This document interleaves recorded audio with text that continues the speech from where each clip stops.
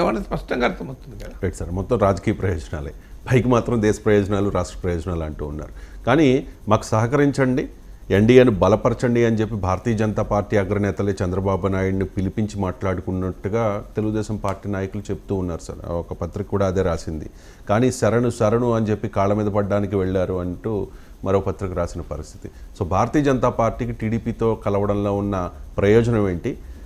టీడీపీకి BJP NDA కూటమిలోకి వెళ్ళడం వలన కలిగే ప్రయోజనం ఏంటి? అంటే ఇప్పుడు ఆ ఫండమెంటల్ పాయింట్ బీజేపీకి ప్రయోజనం ఏమీ లేదు. ఒకటే ఏదో కొన్ని వీలైన ఎక్కువ ఎంపీ సీట్లు గెలుచుకోవాలి, ఎమ్మెల్యే సీట్లు గెలుచుకోవాలి. విడిగా పోటీ చేస్తే బీజేపీకి చిరునామా ఉండదు, అందరికీ తెలుసు. అది 100 కన్నా తక్కువ ఓట్లు వచ్చే అలాగే ఉంటాయి. మేము బలపడ్డాం, బలమైన శక్తిగా ఎదుగుతున్నాం ఆంధ్రప్రదేశ్లో కూడా అని ఇప్పటిదాకా చెప్పిన ఈ కథలను స్పష్టంగా అర్థమవుతున్నది. ఇక టీడీపీకి ఏంటంటే ఎన్డీఏలో చేరితే ఏమో జగన్మోహన్ రెడ్డి ఎదుర్కోవడానికి ఏమైనా ఉపయోగపడుతుందేమో. ఇంకా టీడీపీ పాపం ఆశ ఏంటంటే జగన్మోహన్ రెడ్డి జైలుకు పంపుతారేమో మోడీ అని. అది 2014 నుంచి ఎదురు చూశారు. సో ఎక్కడా జగన్ పైన ఈగ కూడా వాళ్ళని ఇవ్వలే కేంద్ర ప్రభుత్వం. బీజేపీ టీడీపీ కలిసి ఉన్న రోజుల్లోనే. సో చంద్రబాబు నాయుడు పైకి ధర్మ పోరాట దీక్షలు, రాష్ట్ర ప్రయోజనాలకు మోడీ అన్యాయం చేస్తున్నారన్న అసలు రియాలిటీ ఏంటంటే జగన్మోహన్ రెడ్డి పైన చర్యలకు బీజేపీ సిద్ధపడలేదు. ఎందుకు సిద్ధపడలేదు? బీజేపీకి టీడీపీ అయినా వైసీపీ అయినా రెండు కావాలి, ఇద్దరు మద్దతు ఇవ్వడానికి రెడీగా ఉన్నారు. సో అందువల్ల వారు ఎందుకు జగన్ పైన చంద్రబాబు నాయుడుకు ఉన్న కోపం మోడీకి ఎందుకు ఉంటుంది? మోడీకి ఎవరు మద్దతు ఇస్తే వాళ్ళ మద్దతు తీసుకుంటాడు. అది అసలు కారణం. అది నిజంగా చెప్పాలంటే ప్రత్యేక హోదా ఇవ్వలేదు, ఇవ్వనప్పుడు చంద్రబాబు నాయుడు అసెంబ్లీలో ప్రత్యేక ప్యాకేజ్ ఇచ్చినందుకు ఫైనాన్స్ మినిస్టర్ అరుణ్ జైట్లీకి కృతజ్ఞతలతో తీర్మానం చేయలేదా? మన కళ్ళ మీద జరిగిందే కదా.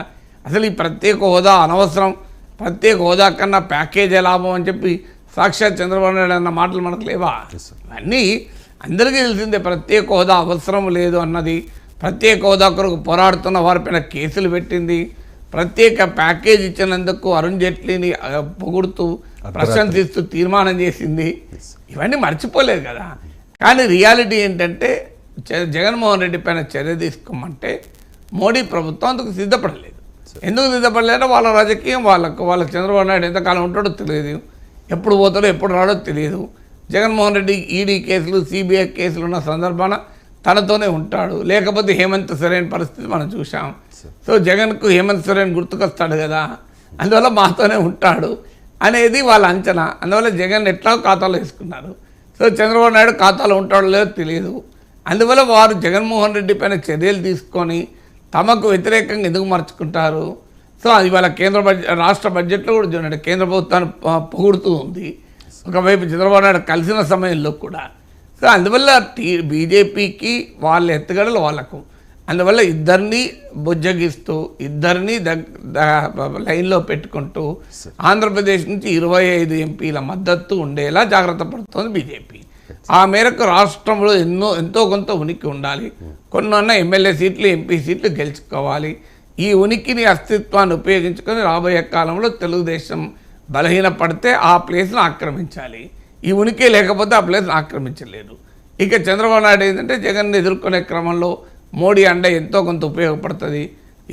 ఇద్దరిపైన ఫైట్ చేస్తే ఆడ అరవింద్ కేజ్రీవాల్ వీళ్ళందరూ అనుభవిస్తున్నారు కదా, మనీష్ సిసోడియా, అరవింద్ కేజ్రీవాల్ వీళ్ళంతా అనుభవిస్తున్నారు. సో అదే పరిస్థితి టీడీపీ మద్దతుదారులకు కూడా వస్తుంది. అందువల్ల కేంద్రం అండ కొరకే బీజేపీతో కలుస్తున్నాడు తప్ప ఇందులో ఆంధ్రప్రదేశ్కి ఏమి ఇచ్చారని ప్రకటించారు చెప్పండి? ఇప్పుడు చంద్రబాబు నాయుడు ప్రకటించాలి కదా. సో ఇంకా మోడీ బీజేపీతో మీరు కలుస్తున్నారు, కలవండి. రాజకీయాల్లో పొత్తులు అటు ఇటు మారడం సహజం. కానీ ఆంధ్రప్రదేశ్కి నిర్దిష్టంగా మోడీ ప్రభుత్వం ఏం ప్రకటించింది కనుక మీరు చేరుతున్నారో చెప్పాలి కదా. సో 2019కి ముందున్న పరిస్థితికి ఇప్పటికి ఏంటి? వైసీపీ వాళ్ళు తెలివిగా ప్రశ్నలు అడుగుతున్నారు టీడీపీని. ఏం మారింది? ప్రత్యేక హోదా వచ్చిందా? విభజన హామీలు అమలయ్యాయా? పోలవరం పూర్తయిందా అని అడుగుతున్నారు. కానీ విచిత్రం ఏంటంటే వైసీపీ అదే పని చేసింది కదా. సో వైసీపీ ఎంపీలు రాజీనామా చేసిన సమయానికి ఇప్పటికీ ఏం తేడా వచ్చింది? మరి ఇటీవల విశ్వాస తీర్మానం పైన బీజేపీ పట్ల విశ్వాసాన్ని వైసీపీ ఎంపీలు ప్రకటించలేదా? అందువల్ల వైసీపీ అయినా టీడీపీ అయినా బీజేపీకి సాగిలపడుతున్నారని చెప్పాలి. ఇందులో ఈ పార్టీ ఆ పార్టీ తేడా లేదు. సో వాళ్ళిద్దరిని ఉపయోగించుకొని బీజేపీలో అవపడదామని చూస్తుంది.